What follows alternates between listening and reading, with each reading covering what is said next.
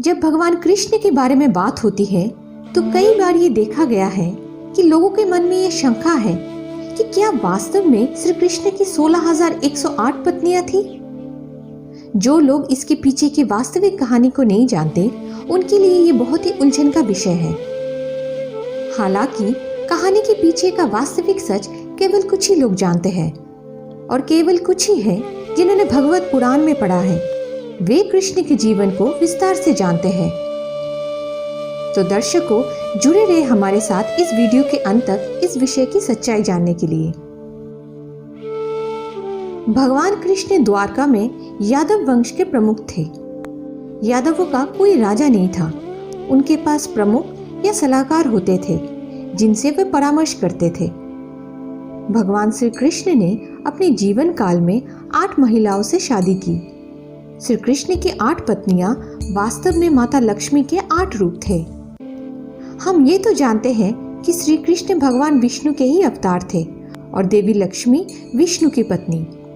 इसलिए श्री हरि विष्णु ने लीलाधर कृष्ण के रूप में भी पत्नीव्रत होकर माता लक्ष्मी के 8 अवतार से विवाह किया था।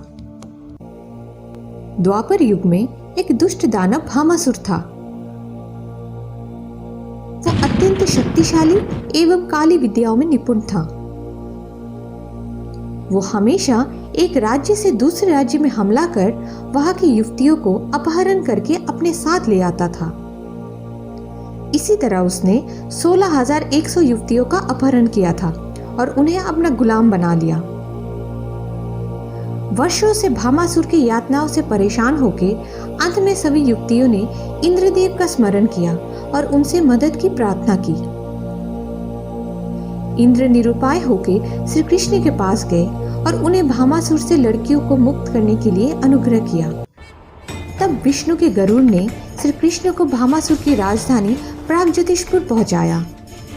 वहां पहुंचकर श्री कृष्ण ने देखा कि शहर को विशाल दीवारों, कटीले तारों, हथियारों और सैनिकों से मजबूत बनाया गया था। पालनहार श्री कृष्ण ने अपने शंख बजाकर उनके आगमन की सूचना दी। उसके बाद उन्होंने अपने सुदर्शन चक्रों से दीवारों को तोड़ा और सैनिकों पर बाणों की वर्षा की। प्रचंड ध्वनि सुनकर इस विराट महल का निर्माण करने वाला दानव मौर्य महल से बाहर आया। तब उसने देखा कि श्री कृष्ण ने सब कुछ नाश कर दिया। उसने लड़ने की बहुत कोशिश की परंतु वो भी मारा गया। अंत में भौमासुर स्वयं आगे आया। उसने शतघ्नि से श्री कृष्ण पर वार किया, जो कि एक ही बार में एक विशाल सेना को ध्वस्त कर सकती थी। कृष्ण ने अपने पंख वाले तीर से जवाबी हमला किया और शतघ्नि को बीच में ही रोक दिया। क्रोध में भामासुर की आंखें लाल हो गई।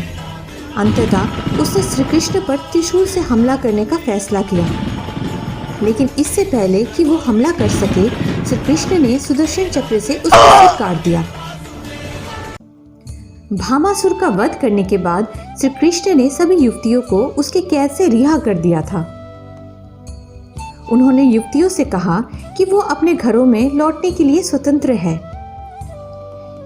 युवतियों ने आपस में मिलकर प्रभु से कहा, हमें अब हमारे परिवार द्वारा स्वीकार नहीं किया जाएगा, क्योंकि हमें राक्षस राज्यों में वर्षों से बंदी बनाकर रखा गया था। हमें अपवित्र माना जाता है। इसीलिए हे ब्रह्मांड के स्वामी, हमें आप अपने दासी के रूप में स्वीकार कर लीजिए। बस यही विनती है, हमारी प्रार्थना का लाज रख ले स्वामी। तब सभी 16,100 राजकुमारियों ने श्री कृष्ण को क्षत्रिय धर्म की याद दिलाई कि यदि कोई योद्धा किसी भी महिला को बचाता है तो वो महिला उसी योद्धा की हो जाती है जब तक उसकी मृत्यु नहीं हो जाती। इसीलिए उन्होंने श्री कृष्ण से उन्हें स्वीकार करने की विनती की, क्योंकि अब कोई भी उनसे विवाह नहीं करेगा और यदि श्री कृष्ण उन्हें स्वीकार नहीं करेंगे तो वे अपना प्राण देकर इस जीवन को खत्म कर देंगे। सभी बातों को सुनकर और उनकी प्रार्थनाओं का मान रखते हुए श्री कृष्ण ने उनकी विधिवत पत्नियों के रूप में स्वीकार किया, ताकि वे एक सम्मानजनक जीवन जी सके और कोई भी उनका शोषण करने का साहस ना करे। श्री कृष्ण की 16,108 पत्नियां साधारण महिलाएं नहीं थी, क्योंकि सर्वोच्च भगवान को पति के रूप में पाने के लिए लाखों जन्म और तपस्या की आवश्यकता होती है। कुछ कहानियों में ये कहा गया है कि वे संत थे जो पृथ्वी पर भगवान के अवतार का हिस्सा बनना चाहते थे। श्री कृष्ण के 8 प्राथमिक रानियां श्री महालक्ष्मी के अवतार थे और अन्य पत्नियों को अप्सराओं के रूप में देखा जाता था जो भगवान विष्णु के चरणों में समर्पित होना चाहती थी और जिनकी इच्छा द्वापर युग में उसी हरि विष्णु के अवतार श्री कृष्ण की पत्नी के रूप में पूरी हुई। श्री कृष्ण ने सभी राजकुमारियों के साथ समान व्यवहार किया। कृष्ण की सभी पत्नियां उन्हें अंतर्मन से प्यार करती थी।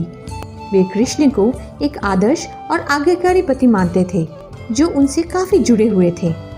लेकिन वास्तव में श्री कृष्ण आत्मसंतुष्ट है, हमेशा स्वयं में रहते हैं और कोई भी उनके लिए प्रिय या अयोग्य नहीं हो सकता क्योंकि वो सर्वोच्च आत्मा है और सभी जीवित संस्थाएं उनके असीम भाग हैं।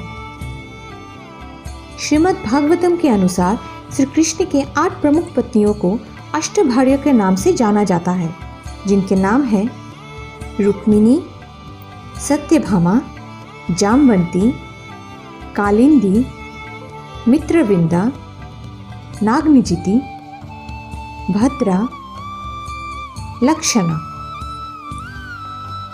दर्शकों, हम आशा करते हैं कि आपको ये वीडियो पसंद आई। हम इतिहास के पन्नों से ऐसे ही आध्यात्मिक कहानी आपके पास लाते रहेंगे, तो हमारे साथ बने रहने के लिए चैनल को सब्सक्राइब करें, बेल आइकन को हिट करें और जितना हो सके इस वीडियो को शेयर करें। धन्यवाद।